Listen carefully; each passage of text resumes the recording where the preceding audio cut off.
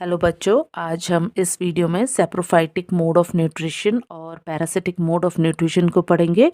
तो जो हमारा पहला टॉपिक है इस वीडियो का वो है सेप्रोफाइटिक मोड ऑफ न्यूट्रिशन। तो सेप्रोफाइटिक मोड ऑफ न्यूट्रिशन के अंदर हम उन ऑर्गेनिज्म को इंक्लूड करते हैं जो सड़ी गली चीज़ों से अपने लिए नॉरिशमेंट ऑब्टेन करते हैं, यानी अपने लिए नॉरिशमेंट लेते हैं। तो वो ये किस तरीके से करते हैं इसे हम देखते हैं। They obtain their nourishment from dead and decaying organic substance like dead organism, decomposed leaves and excreta। यानी सेप्रोफाइटिक मोड ऑफ न्यूट्रिशन के अंदर हम उन ऑर्गेनिज्म को इंक्लूड करेंगे जो सड़ी गली और मरी हुई चीज़ों से अपना नॉरिशमेंट लेते हैं। इनका लिविंग ऑर्गेनिज्म से कोई लेना देना नहीं है। मीन्स ये अपना नॉरिशमेंट लिविंग ऑर्गेनिज्म से नहीं लेते हैं। जब कोई ऑर्गेनिज्म डेड हो जाता है या जैसे कोई पत्ता टूट के नीचे गिर जाता है, तो जब उसे ये क्या करते हैं, सड़ाते हैं और उसके बाद उससे क्या करते हैं, अपना न्यूट्रिशन लेते हैं। सेप्रोफाइटिक ऑर्गेनिज्म की एक खास बात ये भी होती है कि ये जो फूड पार्टिकल होते हैं, जो फूड मटेरियल होता है, उसे ये खाते नहीं है। यानी इनमें जो फूड पार्टिकल होते हैं, फूड मटेरियल जो होते हैं, उनका डाइजेशन बॉडी के अंदर नहीं होता है, यानी सेल के अंदर नहीं होता है। जैसे कि आपने होलोजोइक मोड ऑफ न्यूट्रिशन में देखा था कि जो इंट्रासेलुलर डाइजेशन को फॉलो कर रहा था, यानी जो अमीबा था वो एक सिंगल सेलुलर ऑर्गेनिज्म था जो सॉलिड फूड पार्टिकल को इंजेस्ट कर रहा था और फूड वैक्यूल के अंदर उसका डाइजेशन कर रहा था, उसको सिंपलर फॉर्म में तोड़ रहा था।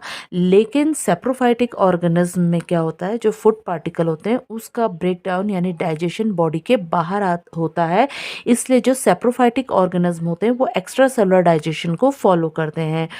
और ये कैसे ब्रेक डाउन करते हैं फूड मटेरियल को, ये अपनी बॉडी से खास डाइजेस्टिव एंजाइम को उस फूड मटेरियल के ऊपर, यानी जो डेड और डिकेइंग ऑर्गेनिक सब्सटेंस है उसके ऊपर रिलीज करते हैं। और ये जो डाइजेस्टिव एंजाइम है, ये उन मैटर को, उन ऑर्गेनिक सब्सटेंस को क्या कर देता है, डाइजेस्ट करता है और उसे लिक्विडेशन फॉर्म में, यानी उसे गला देता है, ताकि वो आसानी से जो सेप्रोफाइटिक ऑर्गेनिज्म है उसके अंदर जो न्यूट्रिशन, क्योंकि जब वो गल जाएगा, लिक्विडेशन हो जाएगा उसका, तो क्या होगा, उससे जो न्यूट्रिशन होगा वो आसानी से रिलीज हो जाएंगे और जो सेप्रोफाइटिक ऑर्गेनिज्म है उसे आसानी से अपने सेल मेम्ब्रेन के थ्रू डिफ्यूजन प्रोसेस से एब्जॉर्ब कर पाएंगे। तो जो सेप्रोफाइटिक ऑर्गेनिज्म है वो एक्स्ट्रा सेलुलर डाइजेशन को प्रेफर करते हैं, जबकि जो होलोजोइक मोड ऑफ न्यूट्रिशन है वो इंट्रासेलुलर डाइजेशन को फॉलो करते हैं।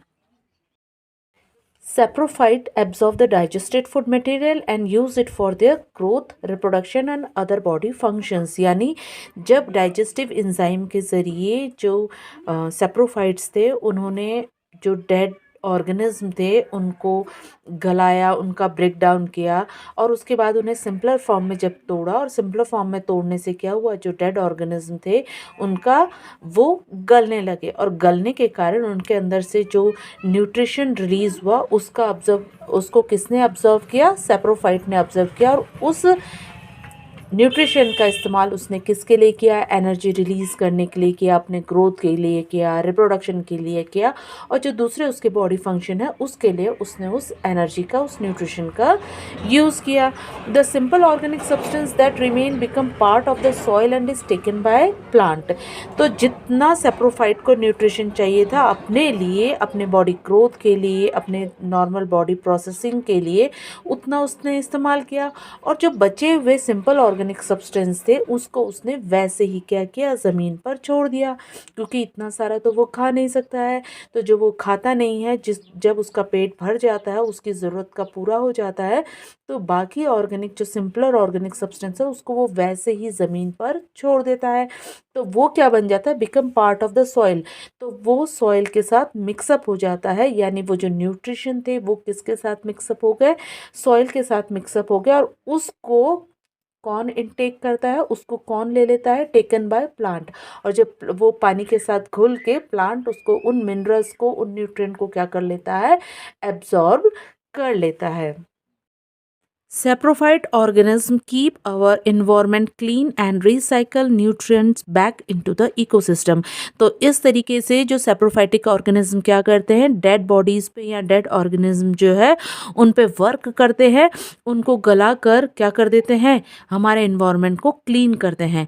और साथ ही साथ इस डाइजेशन के दौरान बहुत सारा न्यूट्रिएंट उस डेड ऑर्गेनिज्म से रिलीज करते हैं, जो सॉइल के साथ मिक्स हो जाता है और जो वापस हमारे इकोसिस्टम में रिसाइकिल हो जाता है। यानी सैप्रोफाइट ना केवल हमारे इन्वायरमेंट को क्लीन करता है बल्कि रिसाइकिल करता है न्यूट्रिएंट को वापस हमारे इकोसिस्टम में। तो इसके साथ ही सैप्रोफाइट यहाँ पर ख़त्म होता है। अब हम नेक्स्ट टॉपिक लेंगे, पैरासिटिक मोड ऑफ न्यूट्रिशन। तो अब हम पैरासिटिक न्यूट्रिशन पढ़ेंगे, पैरासिटिक मोड ऑफ न्यूट्रिशन। इससे पहले मैं आपको एग्जाम्पल बताना भूल गई थी सैप्रोफाइट के। तो जो सैप्रोफाइटिक ऑर्गेनिज्म है उसके जो एग्जाम्पल है वो ईस्ट है, बैक्टीरिया, मशरूम, मोल्ड और पेनिसिलियम। ये कुछ ऐसे सैप्रोफाइटिक ऑर्गेनिज्म हैं जो डेड ऑर्गेनिज्म पे वर्क करते हैं और उनका डाइजेशन करके उनसे न्यूट्रिशन गेन करते हैं। तो अब हम पैरासिटिक मोड ऑफ न्यूट्रिशन की तरफ बढ़ते हैं। पैरासिटिक मोड ऑफ न्यूट्रिशन वो मोड ऑफ न्यूट्रिशन है जिसमें जो ऑर्गेनिज्म होता है वो दूसरे लिविंग ऑर्गेनिज्म से अपना न्यूट्रिशन यानी अपना खाना लेता है। जिस तरीके से हमने अभी सैप्रोफाइटिक मोड ऑफ न्यूट्रिशन पढ़ा था, उसमें जो सैप्रोफाइटिक ऑर्गेनिज्म होते हैं उनके लिविंग ऑर्गेनिज्म से कोई लेना देना नहीं होता है, वो डेड ऑर्गेनिज्म से अपना न्यूट्रिशन, अपना नॉरिशमेंट गेन करते हैं। जबकि जो पैरासिटिक ऑर्गेनिज्म होते हैं वो उनका लेना देना किससे होता है, लिविंग ऑर्गेनिज्म से। यानी वो अपना फूड या नॉरिशमेंट किससे गेन करते हैं, लिविंग ऑर्गेनिज्म से। तो सबसे पहले हम इसे लिख लेते हैं। Parasitism is a relationship between the two living species. यानी पैरासिटिज्म क्या है, रिलेशनशिप है बिटवीन टू लिविंग स्पीसीज के, दो स्पीसीज के बीच का रिलेशनशिप है। जबकि जो सेप्रोफाइट है उसमें क्या होता है, दोनों लिविंग नहीं होते, एक लिविंग होता है और एक डेड ऑर्गेनिज्म होता है। जबकि पैरासाइट में दोनों जो ऑर्गेनिज्म होगा वो आप लिविंग ऑर्गेनिज्म होगा और उनका आपस में रिलेशनशिप होगा। किस तरीके का relationship, in which one organism is benefited. उन दो ऑर्गेनिज्म में से एक ऑर्गेनिज्म तो हमेशा बेनिफिटेड रहेगा, उसे हमेशा फायदा होगा, जिसे हम पैरासाइट कहेंगे। जबकि जो दूसरा ऑर्गेनिज्म होगा वो हमेशा नुकसान में रहता है, जिसे हम होस्ट कहते हैं। इसको मैं एक एग्जाम्पल से समझाती हूँ, जैसे कि लीच एंड ह्यूमन। लीच और ह्यूमन जो है वो पैरासिटिज्म शो करते हैं। लीच भी एक लिविंग ऑर्गेनिज्म है, ह्यूमन भी एक लिविंग ऑर्गेनिज्म है। ह्यूमन के बदले आप कोई भी और एनिमल ले सकते हो यहाँ पर। तो जो लीच होता है वो पैरासाइट है, जबकि ह्यूमन क्या है, वो होस्ट है। ह्यूमन को होस्ट किस लिए कहा है, क्योंकि लीच जो है वो ह्यूमन से ब्लड सक करता है। जो लीच होता है वो पैरासाइट इसलिए कहा गया उसे क्योंकि ये हमेशा बेनिफिटेड रहता है। कैसे बेनिफिटेड रहता है, क्योंकि ये ह्यूमन की बॉडी से ब्लड को सक करता रहता है और अपना न्यूट्रिशन, अपना फूड मिलता रहता है उसको। जबकि जो ह्यूमन है उसे लीच के से कोई फायदा नहीं होता, उल्टा हार्म होता है, क्योंकि उसकी बॉडी का ब्लड कौन सक कर लेता है, लीच सक कर लेता है। तो इस तरीके से लीच और ह्यूमन भी किसका एक एग्जाम्पल है, पैरासिटिज्म का है, जिसमें लीच पैरासाइट है और ह्यूमन क्या है, होस्ट है। एक और एग्जाम्पल हम पैरासिटिज्म का देख सकते हैं जो कि लाइस और ह्यूमन के बीच में है। लाइस मीन्स जू और ह्यूमन, और आपको पता है कि जू कहाँ मिलते हैं, ह्यूमन के सर पर बालों में मिलते हैं। जो कि यानी जो लाइस है वो ह्यूमन में क्या ढूंढता है, अपना जो पैरासाइट है उसका मेन काम क्या है कि उसे होस्ट में शेल्टर चाहिए और फूड चाहिए। तो लाइस को शेल्टर क्या मिल जाता है, ह्यूमन के हेड में मिल जाता है, हेयर्स में। और फूड कहाँ से मिलता है, वो उसी के हेड से क्या करता है, ब्लड सक करता रहता है, जिससे इसको फूड भी मिलता रहता है, शेल्टर भी मिलता रहता है। जबकि ह्यूमन को लाइस से कोई फायदा नहीं होता, उल्टा नुकसान ही होता है, क्योंकि ये जो लाइस है वो उसकी ह्यूमन की बॉडी से क्या कर रहा है, सक ब्लड को सक कर रहा है।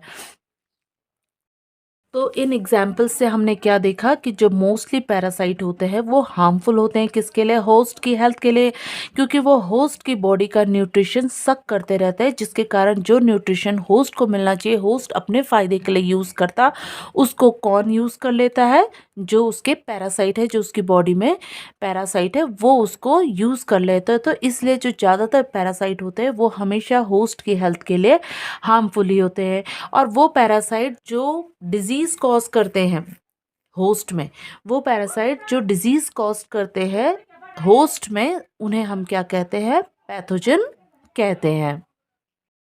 तो अब हम टाइप ऑफ पैरासाइट देखते हैं। जो टाइप ऑफ पैरासाइट है वो दो तरीके के होते हैं, एक्टोपैरासाइट और एंडोपैरासाइट। एक्टो जैसे कि नाम से ही पता चल रहा है यानी आउटसाइड। एक्टोपैरासाइट हम किसे कहते हैं, जो हमारे बॉडी के आउटसाइड मिलता है। एक्टो मीन्स आउटसाइड या एक्सटर्नल, और एंडो मीन्स इनसाइड या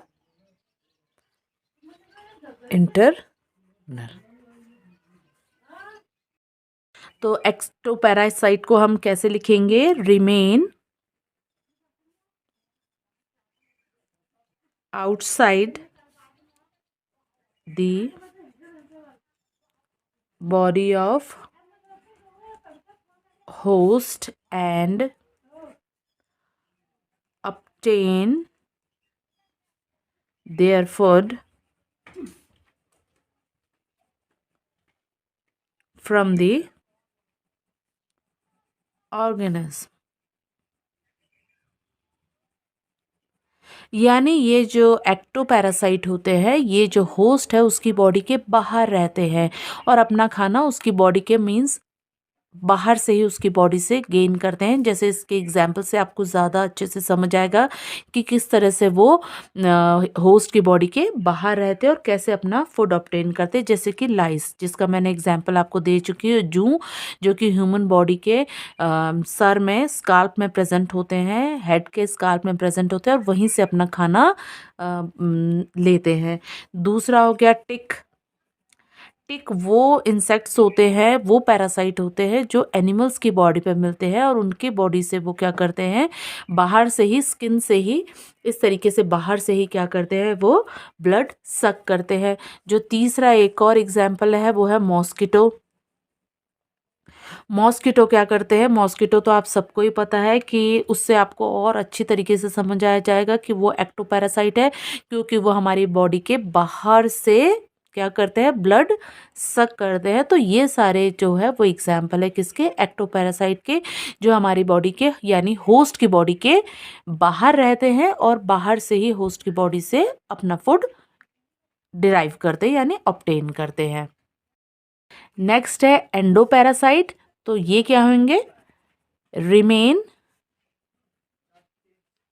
inside the body of host and obtain their food from the organism।